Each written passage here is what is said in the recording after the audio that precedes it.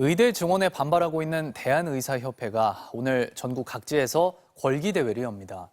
정부는 전공의와 의대생을 향해 집단행동 자제를 다시 한번 촉구했습니다. 박소희 기자입니다. 비상대책위원회로 전환한 대한의사협회는 의대 증원을 반드시 저지하겠다고 거듭 강조했습니다. 김태구 비대위원장은 향후 투쟁 방안을 오는 17일 제1차 비상대책위원회에서 결정할 예정이라고 밝혔습니다. 의사가 부족하면 의료 접근성이 떨어져야 하는데 세상에 위치하는 대로 의사 부족이라니 말도 안 되는 소리입니다.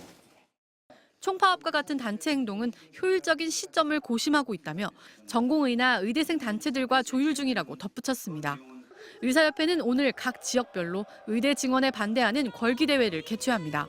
서울의 경우 저녁 7시 대통령실 앞에서 100명 규모의 집회를 열고 강원 지역은 오후 2시 강원도청 앞에서 200명 규모의 걸기대회를 진행할 예정입니다. 이런 가운데 일부 대형 병원의 전공의들은 사직서 제출을 준비하고 있는 것으로 알려졌습니다.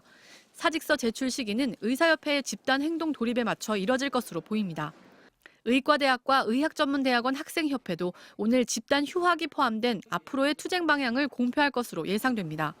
이 같은 의료계의 집단 행동 움직임에 정부는 의대생과 전공의 단체를 향해 대화에 동참해줄 것을 당부했습니다. 정부는 젊은 의사의 근무 여건을 반드시 개선하겠습니다. 전공의, 의대생 여러분들은 젊은 의사로서의 활력과 에너지를 학업과 수련, 의료 발전에 쏟아주시기를 당부드립니다.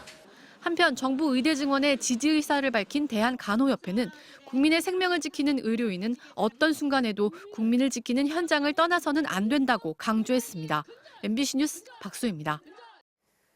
국민의힘이 권영세 전 장관과 나경원 전 의원 등 25명을 경선 없는 공천자로 확정하는 등 서울 지역구의 약 40%를 단수 공천하기로 했습니다. 수도권 위기론 중심지인 경기 지역 면접에서는 매서운 민심을 토로하는 목소리가 나왔습니다. 이남호 기자입니다. 서울 용산의 권영세 전 통일부 장관, 서울 동작을엔 나경원 전 원내대표, 강세 지역인 서울 서초갑 조은희 의원과 송파을 배현진 의원이 경선 없이 단수 공천자로 확정됐습니다. 서울 송파갑에선 대통령 40년 지기로 알려진 석동현 전 민주평통 사무처장이 탈락하면서 박정훈 전 TV조선 앵커가 낙점됐습니다. 시스템 공천을 실천한다고 말씀드린 적이 있었죠. 그 의미가 이겁니다. 과거에는 사람을 보면서 룰을 계속 바꿔나가는 문제가 있었죠. 단수 공천 지역구는 25곳, 특히 서울은 전체 지역구 49곳 중 40% 가까운 19곳의 후보가 결정됐습니다. 빨리 해가 선거운동 열심히 하시라고, 그래서 거기 승리 공천에 좀 더 가까이 갈 수 있다. 수도권 위기론의 중심지인 경기 지역 후보들은 매서운 바닥 민심을 토로했습니다. 분당을 포함해서 사실 대통령 국정 지지율이 굉장히 낮습니다. 앞으로 나름대로 극복이나 또는 대처 방안이 있어야 된다. 수원은 핵심 전략 지역입니다. 취임한 지 3개월이 좀 지난 장관을 빼오고 대중에 알려진 영입 인사를 배치했지만 역시 정부 여당 심판론을 넘어서는 게 과제입니다. 예전 같은 기대를 하시지 못하는 거 아닌가, 이런 부분은 충분히 저도 인지하고 있고요. 2번 연속이나 전 지역구를 패배를 한 지역이기 때문에 깃발을 누군가 가서 깃발을 꼽는 게 가장 중요하다. 원희룡 전 장관은 이재명 대표와 맞대결을 강조했습니다.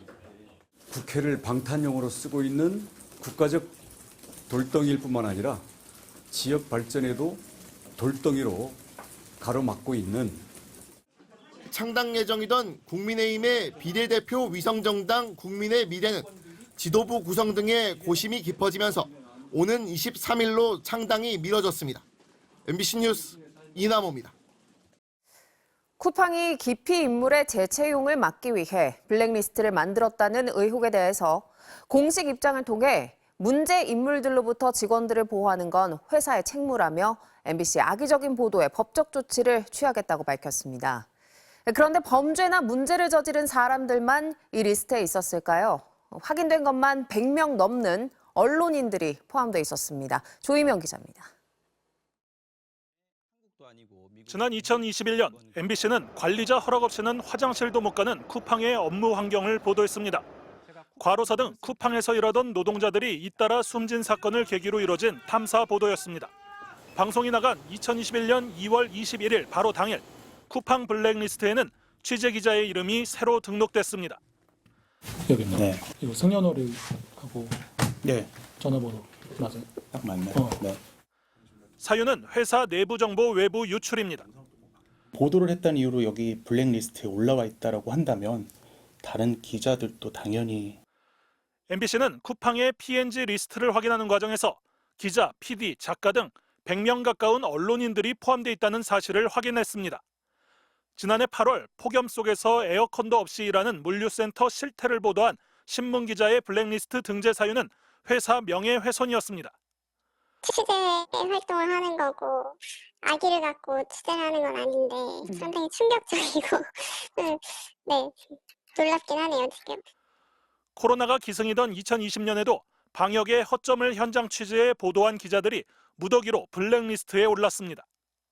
내부 정보 외부 유출, 회사 명예훼손, 기밀 정보 유출과 허위사실 유포라는 사유가 붙었습니다. 대부분 쿠팡의 문제점을 지적한 언론인들이었습니다. 지난해 9월 27일 이날 하루 동안에만 71명의 기자들이 무더기로 명단에 등록됐습니다. 사유는 모두 동일하게 허위사실 유포였습니다. 방송, 신문을 망라한 국내 언론 38곳의 10년차 전후 중견급 기자들이었습니다. 이상한 건 이들 중엔 쿠팡 관련 기사를 쓴 적이 없는 기자들도 포함돼 있었습니다. 쿠팡 관련해서는 뭘 쓰거나 특히 취업을 하거나 그런 적은 전혀 없었죠. 언론사에서 시경캡, 바이스로 불리는 경찰청과 서울시경찰청 출입기자 명단을 쿠팡 블랙리스트와 비교해봤습니다. 일부 인사 이동을 제외하면 인적사항은 물론 기재 순서까지 완전히 일치합니다. 현장 취재는 주로 사회부 기자들의 역할인데 이렇게 블랙리스트에 등록되고 나면 취재 가능성이 사전 봉쇄되는 셈입니다. 이제 부적절하다고 생각을 하고 어떤 경위를 통해서 인적사항이 넘어갔는지는 좀 궁금하네요. 쿠팡이 어떤 경로로 기자단과 경찰 관계자만 알 수 있는 출입 기자들의 신상 정보를 통째로 확보했는지는 확인되지 않았습니다. 이건 기업이 우리 사회에서 기존의 법제도뿐만 아니라 언론의 취재 과정까지도 원천적 봉쇄하는 자본의 가장 극단화된 이 권력의 형태를 확인할 수 있죠.